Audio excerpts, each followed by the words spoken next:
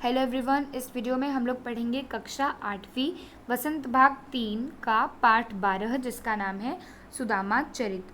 इसको ब्रज भाषा में लिखा गया है और इसके रचयिता हैं नरोत्तम दास स्वामी जी, जो कि भक्ति काल के कवि हैं। तो चलिए इसे पढ़ना शुरू करते हैं। सीस पगाना झगा तन में, प्रभु जाने को आई बसे के ही ग्रामा। धोती फटी सी लटी दुपटी, अरु पाए उपानह को नहीं सामा। द्वार खड़ो द्विज दुर्बल एक, रहियो चकिसो बसुधा अभिरामा।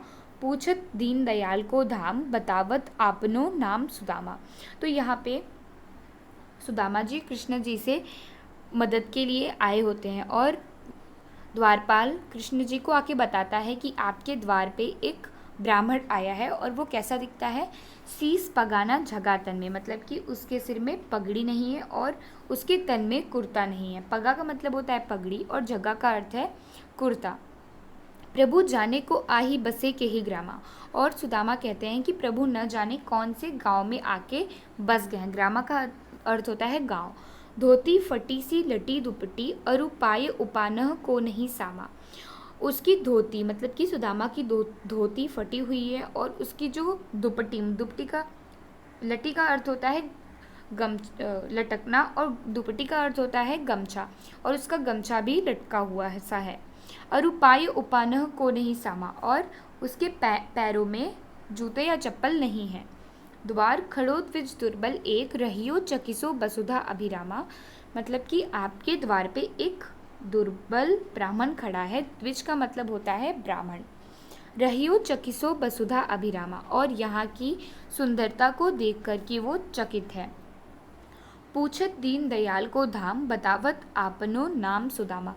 वो दीन दयाल का धाम पूछ रहा है, मतलब कि वो श्री कृष्ण का धाम भवन पूछ रहा है और अपना नाम सुदामा बताता है। तो फिर जब ये सब कृष्ण जी सुनते हैं तो उसको लेने के लिए, उनको सुदामा जी को अंदर लाने के लिए द्वार की तरफ दौड़ चलते हैं। और ऐसे बेहाल बियावन सो, पग कंटक जाल लगे पुनि जोई। हाय महादुख पायो सखा, तुम आए इतना कितै दिन खोई। मतलब कि वो देखते हैं कि जो उनके जो मित्र हैं सुदामा, वो बहुत ही बुरी हालात में हैं। मतलब कि वो बहुत ही गरीबी में हैं और उनकी जो बिवाइन का मतलब होता है उनकी जो एड़ी है, पाँव की जो चमड़ी है वो फटी हुई सी है और उनके पैर में बहुत सारे कांटे चुभे हुए से हैं। वो बोलते हैं, हाय महादुख पायो सखा, मित्र तुमने इतना दुख पाया, फिर भी तुम मेरे यहाँ पे इतने दिनों से क्यों नहीं आए। देखी सुदामा की दीन दशा, करुणा करिके करुणा निधि रोए। मतलब कि सुदामा की ऐसी गरीबी सी दशा देखकर, दीन दशा देख करके दया करके कृष्ण जी रो पड़ते हैं। पानी परात को हाथ छुयो नहीं, नैनन के जल सो पग धोए। मतलब कि वो जो परात में पानी रखा था सुदामा जी के पैरों को धोने के लिए, उसे हाथ से कृष्ण जी ने छुआ भी नहीं और अपने नैनों के जल से, मतलब कि अपने अश्रु से ही उनके पावों को धो दिया।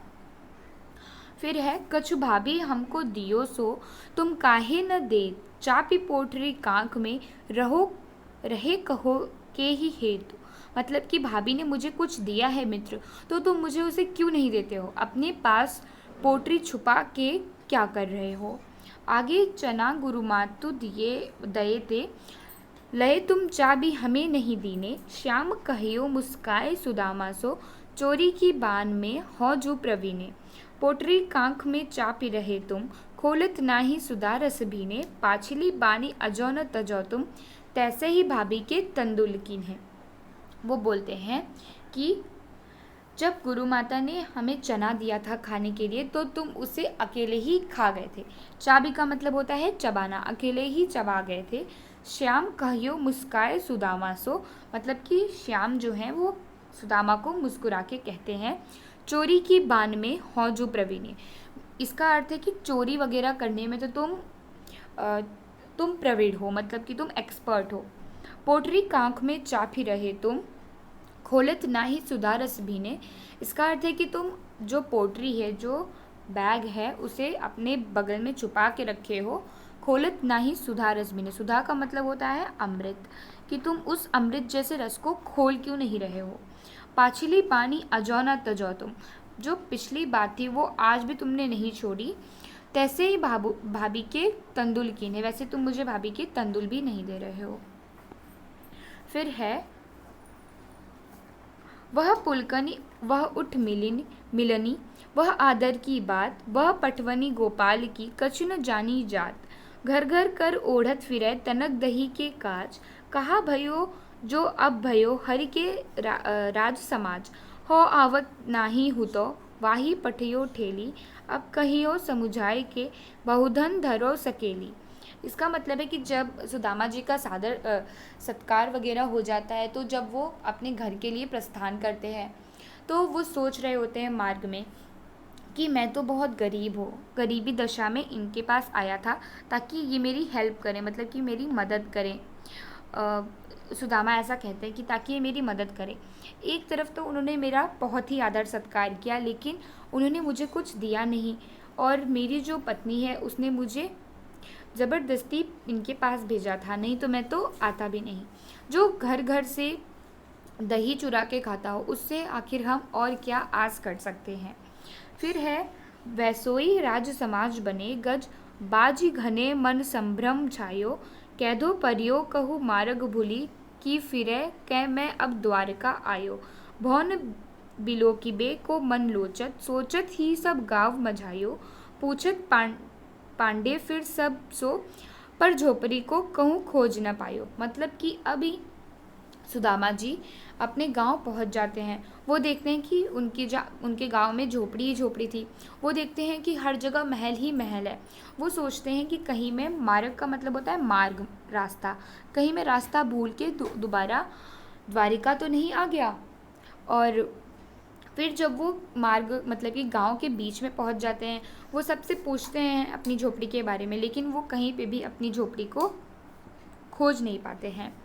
फिर है कह वह टूटी सी छानी हती, कह कंचन के अब धाम सुहावत, कह पग में पन्ही न हती, कह लै गजराजहु ठाड़े महावत, भूमि कठोर पे रात कटैना, कह कोमल सैज पे नींद न आवत, कह जुरुतो नहीं कोंदो सवा, प्रभु के प्रताप ते दाख न भावत। इसका मतलब है कि कहाँ वो टूटी सी हमारी झोपड़ी और कहाँ पे आज, कंचन का मतलब होता है सोना। अभी जब वो गांव में पहुंच गए, उनको अपनी झोपड़ी नहीं मिली, तो जब उनकी पत्नी ने उन्हें उनके घर लेकर जाती है, तो वो देखते हैं कि जहाँ उनकी झोपड़ी थी वहाँ पे कंचन के बड़े बड़े महल हैं। क्या पग में पनही न हती, मतलब कहाँ वो टाइम था जब उनके पैरों में चप्पलें नहीं हुआ करती थी, और आज तो महावत का मतलब होता है जो हाथियों को चलाता हो, और आज तो कहीं जाने के लिए हाथी घोड़े रथ वगैरह हैं। भूमि कठोर पे रात कटैना, कह कोमल सैज पे नींद ना आवत। वो बोलते हैं कि कहाँ पहले हमारी रात भूमि पे, कठोर भूमि पे कटती थी, और आज तो हमें कोमल बिस्तर पे भी नींद नहीं आ रही है। क्या जुरुतो नहीं कोंदो सवा, प्रभु के प्रताप ते दाख ना भावत। वो बोलते हैं कि प्रभु का प्रताप बहुत ही ज़्यादा प्रभु का प्रताप है जो हमें ये सब मिला है, और फिर भी हमें ये सब नहीं भा रहा है। इसके रचयिता है नरोत्तम दास स्वामी, और ये पार्ट यहीं पे ख़त्म होता है। Thank you.